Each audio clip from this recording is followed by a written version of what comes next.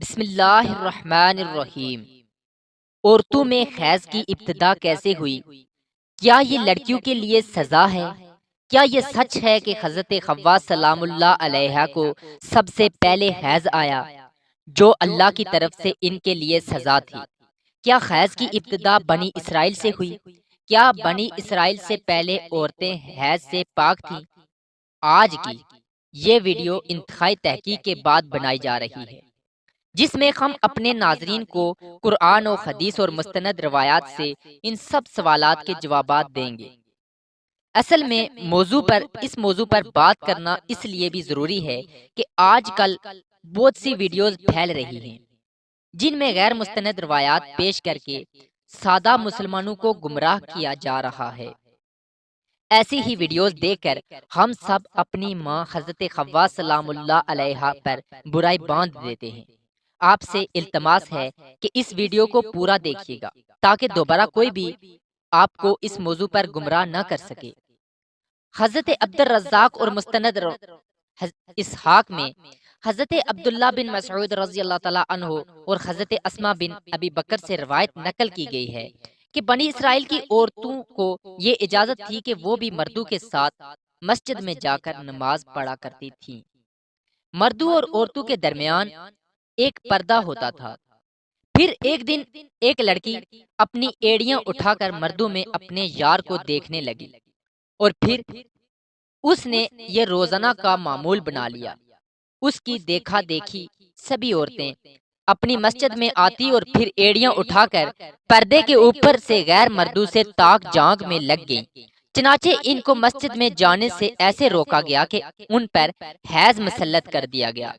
اب کچھ لوگ اس روایت سے یہ سبق لیتے ہیں کہ حیض کی ابتدا بنی اسرائیل سے ہوئی، جو کہ غلط ہے، کیونکہ مفسرین اس روایت کی تفسیر میں لکھتے ہیں کہ یہ حیض عام نہیں تھا، بلکہ بنی اسرائیل کی عورتوں کو مسجد میں گناہ کرنے سے اللہ پاک نے ایسے سزا دی کہ 4 مہینے تک مسلسل صبح و شام وہ عورتیں حیض کی کیفیت میں رہیں اور مسجد میں آنا بند کر دیا۔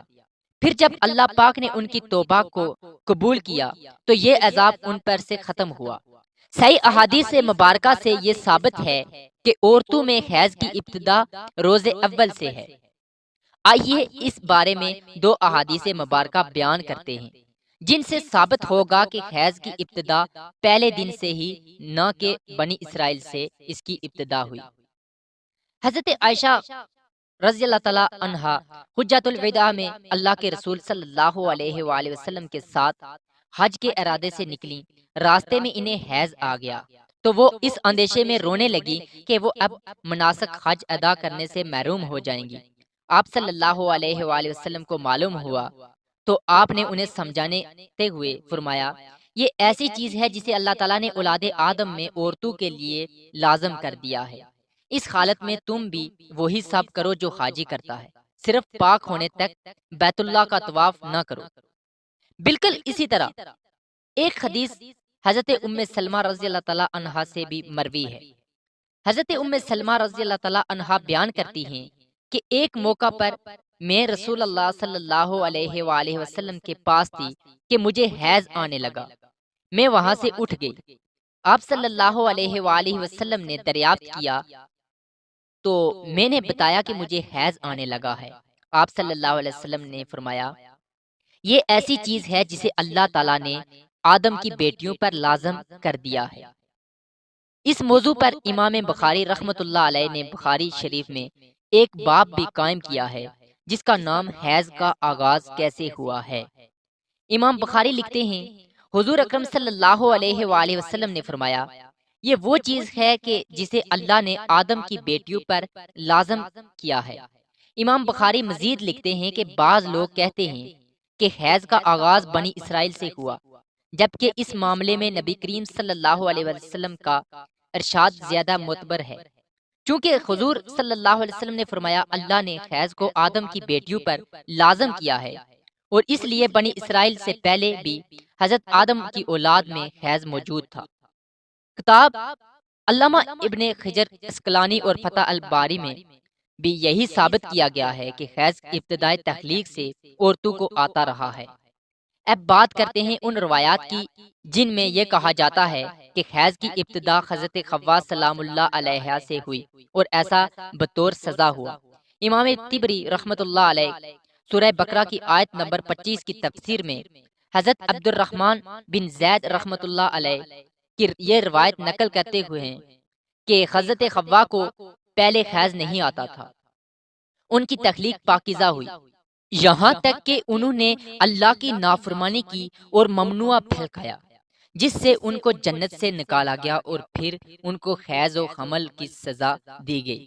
اور لکھتے ہیں کہ اللہ پاک نے تب فرمایا، میں نے تجھے پاکیزہ بنایا تھا لیکن تو نے میری نافرمانی کی، اس لیے اب میں تجھ سے خون جاری کر دوں گا۔ امام طبری کے علاوہ باقی تمام مفسرین نے ان روایات کو جھٹلایا ہے اور ان روایات کو غیر مستند اور ناقابل قبول کہا ہے۔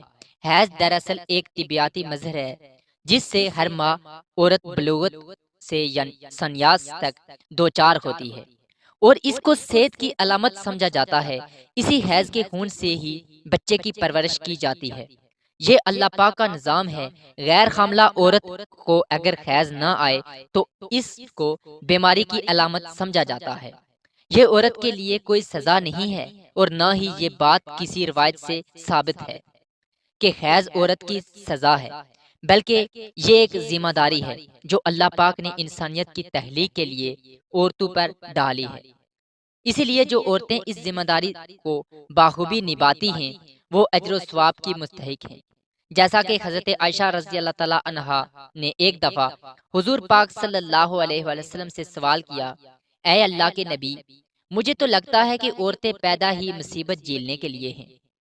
حضرت عائشہ رضی اللہ تعالی عنہا کا اشارہ حیض اور حمل کی تکالیف کی طرف تھا۔ حضور پاک صلی اللہ علیہ وآلہ وسلم مسکرا دیے اور فرمایا، نہیں، بلکہ یہ ایسی چیز ہے جس کے ذریعے بنی آدم کی عورتیں آزمائی گئیں۔ اس حدیث کی تشریح میں علامہ ابن حجر رحمۃ اللہ علیہ فتح الباری میں لکھتے ہیں کہ عورتوں کی تخلیق ہی اللہ پاک نے ایسے کی کہ انہیں حیض آئے، ان پر پہلے دن سے ہی لازم قرار دیا گیا۔ جو عورت اس پر صبر کرے گی وہ اجر کی مستحق ہوگی، اور جو اس کو مصیبت اور برائی سمجھے گی وہ اللہ کی تخلیق میں عیب نکالنے جیسے گناہ کی مرتکب ہوگی۔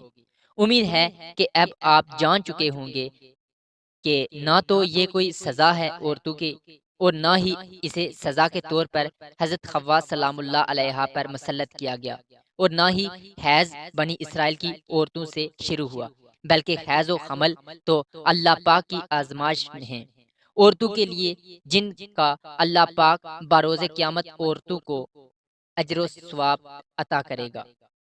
اے اللہ پاک، ہماری تمام بہنوں کو اس آزمائش میں صبر و تحمل عطا فرما، اور اللہ پاک سے دعا ہے کہ اے اللہ پاک اپنے پیارے حبیب صلی اللہ علیہ وسلم اور ان کی آل پاک کے صدقے ہمارے گناہوں کو معاف فرما دے، اور بروز قیامت ہمیں ہمارے پیارے نبی حضرت محمد صلی اللہ علیہ وآلہ وسلم کی شفاعت نصیب فرما۔